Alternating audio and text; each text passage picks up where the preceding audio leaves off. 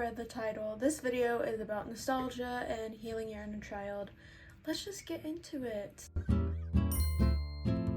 I'm going to be crocheting while I talk. I'm making little hearts. I'm gonna make earrings. Yeah, I'm gonna try not to get distracted, but I tend to while I'm talking and doing something. I just like doing things with my hands. I encourage you to clean or have a snack.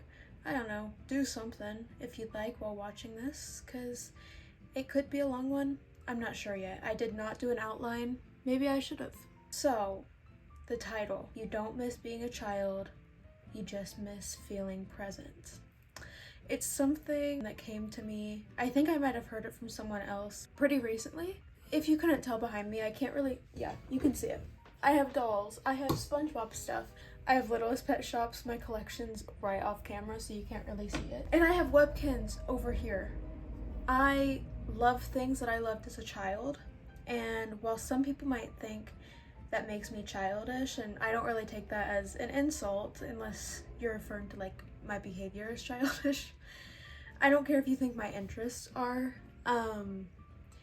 because I feel so deeply connected to who I am and what I like, because most of the things I enjoy I either really loved in my childhood or I really wanted to do in my childhood. Like sewing. I didn't really sew as a kid, but I always wanted to. I think I'm just very, what am I doing? How do people crochet and talk? I personally just feel connected to my inner child, and we're going to touch on that at the end of this video about inner child healing and what that can look like, blah blah blah. But first, let's talk about nostalgia and how it can be a dangerous feeling. So what is nostalgia? The Webster Dictionary, I'm kidding. Nostalgia is just that feeling of, wow, that thing was cool, I miss how it used to be. And nostalgia can be a bittersweet feeling. I'll give you some examples. Think of a show you used to love as a kid. We can use, I feel like a lot of people watch Blue's Clues. Let's use that as an example. You see something related to Blue's Clues and you get this gut feeling that it's almost like sadness, but it's also joyous. And it's like melancholy. It's not, you know, when you watch Blue's Clues now, sure you can watch it as an adult, but you're probably not going to feel the way you felt about it as an adult in your adult body that you did when you were, 3 years old. And that's okay, and that's just how life is. You have the freedom to watch Blue's Clues as an adult, but you might not feel the same way about it because it's not for you anymore. Nostalgia is not a bad thing, and it's not a bad thing to engage with. It's normal, it's natural. I even find myself getting nostalgic about not even that long ago, like a year ago. And I think that is when it starts to get a little dangerous. You know what? I should not be doing this and talking. Let's just talk. When nostalgia gets dangerous, I think it's the frequency. I know there's a lot of people that have built their entire careers off of nostalgia, and that is awesome. And I love watching, video essays and stuff. And it's not necessarily talking about old things that you used to enjoy. Again, I would be an entire hypocrite, right? That's not the problem. It's when you are living in the past. That is what can make nostalgia dangerous. If you are constantly living in the past and constantly thinking about your past, it makes you stuck in your past. I think that's kind of self-explanatory. If all you're thinking about is how things used to be, how can things get better? Because you're putting all your energy into reminiscing and not even planning for your future. That's another problem, just thinking about the future all the time. You're not taking time to enjoy the present.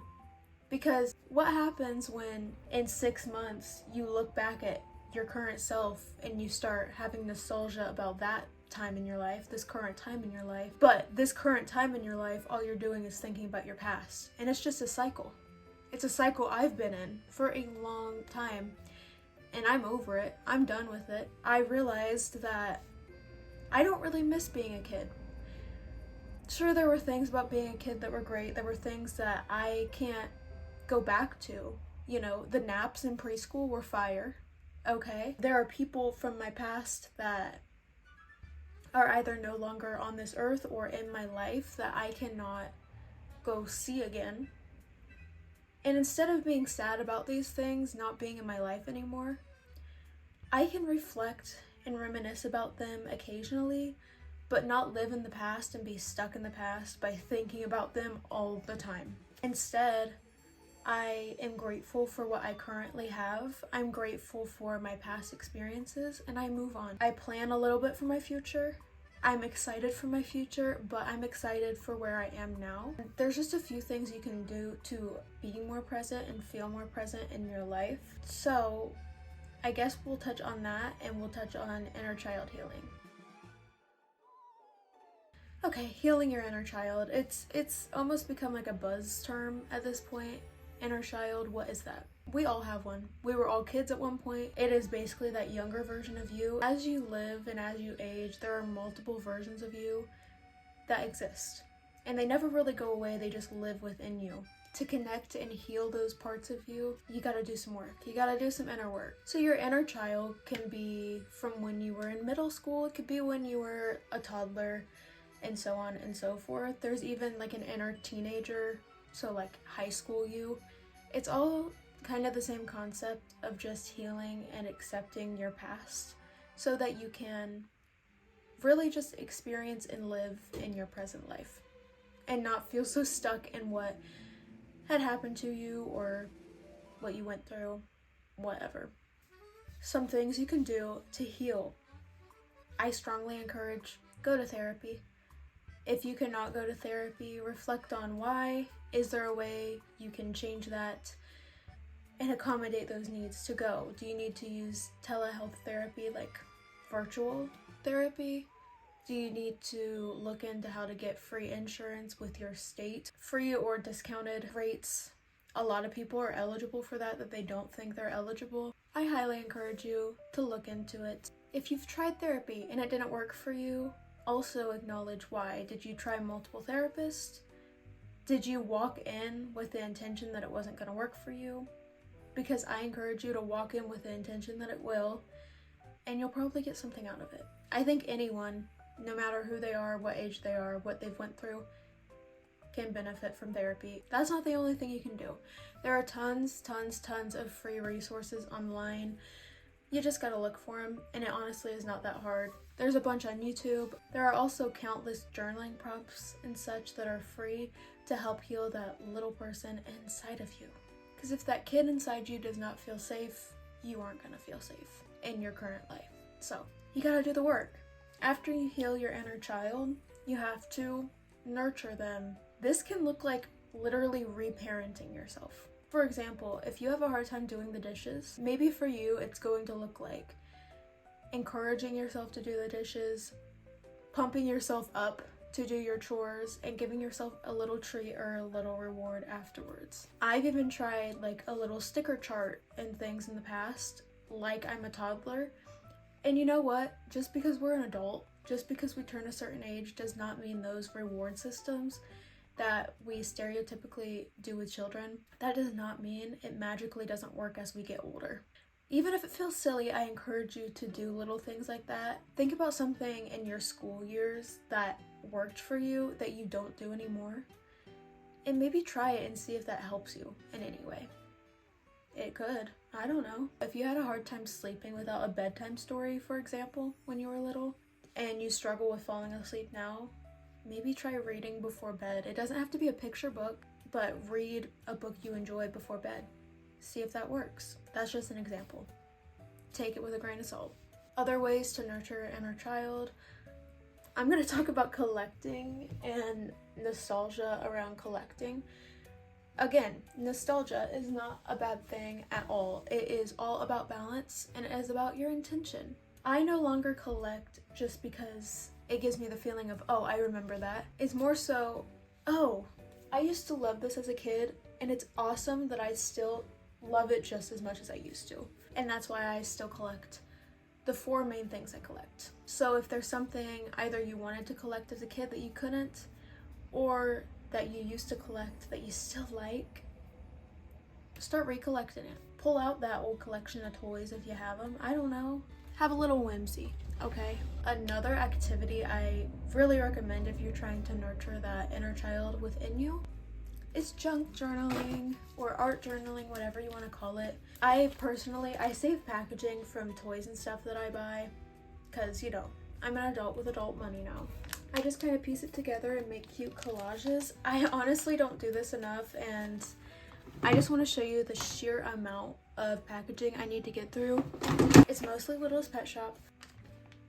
Yeah, a lot of packaging to go through. You can save receipts and photos, stuff like that. It's really creative, and it's kind of like a mini scrapbook. It's fun.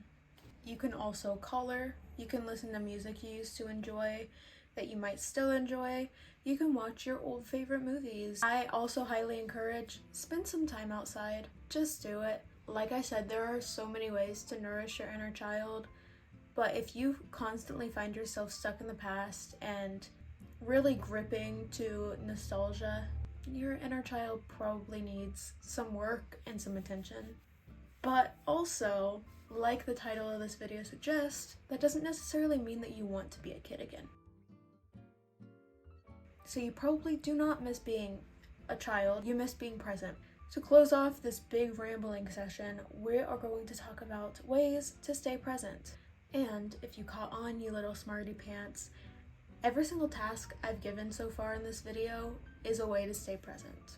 Even when the task is think back to your past, it is to reflect at a given time. And once you put that notebook away after doing a inner child healing prompt, once you shut that notebook, you go back to your present reality. Breathing, meditation, all those things, as boring as they sound, they do help. Exercise, as boring as it can be, does help. My biggest suggestion is to pick things that you truly enjoy. So if exercise seems boring to you, do something you enjoy.